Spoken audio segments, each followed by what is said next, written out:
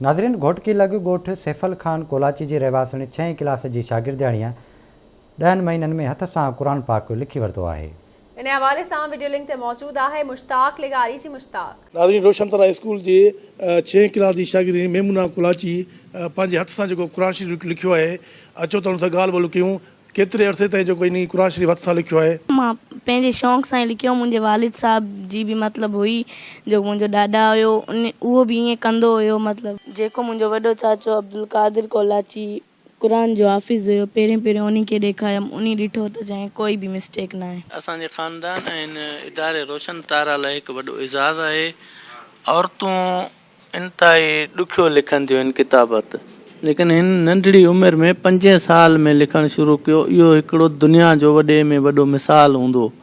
ॿियो अहिड़ो किथे बि असां न ॿुधो आहे, न पढ़ियो आहे या न ॾिठो आहे त इन नंढड़ी उमिरि में को ॿारु क़ुरान शरीफ़ लिखी सघे।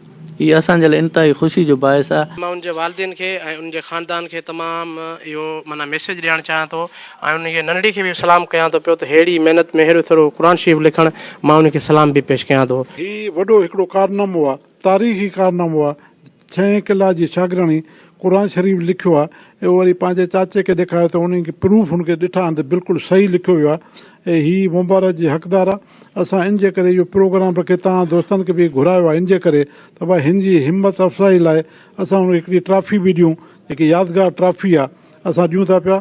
असां मोहम्मद आलिम असांजो तमामु दोस्त आहे, उनजो वालिद साहब, ऐं हुननि जी महिनत आहे, उनजे वालिदैन जी महिनत आहे जो ॿारनि खे इन तरतीब ते लाथो अथऊं जो हेॾो सारो क़ुरान शरीफ़ लिखणु ऐं पंहिंजे हथ खणण सां मामूली ॻाल्हि कोन्हे।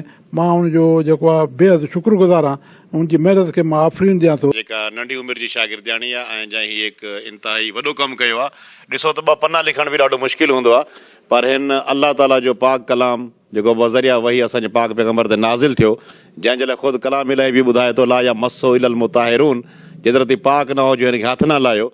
बावज़ू थी करे हिन छोकिरी जो हीउ वॾो कारनामो साल जे अंदरि लिखणु ऐं उन खे वरी जेको आहे सो प्रूफ रीडिंग जे लाइ जेको अदड़ी जो चाचो हाफ़िज़ क़ुरान आहे, उन जॾहिं हिनखे चेक कयो, ॾिठाई त इहो तमामु तर ग़लतियुनि खां पाक हुयो ऐं कलाम पाक हूअं बि हर लाराइब किताबु आहे, हर ग़लती खां पाक आहे, असांजे इंसाननि जे लाइ हिदायत जी किताबु आहे ऐं यकीन हिन इदारे जे लाइ हिकु वॾो आनर आहे। ख़ुशी थी आहे असांखे नंढड़ी जेको आहे पंहिंजे दीन सां ऐं अलाह किताब सां दिलचस्पी रखी आहे।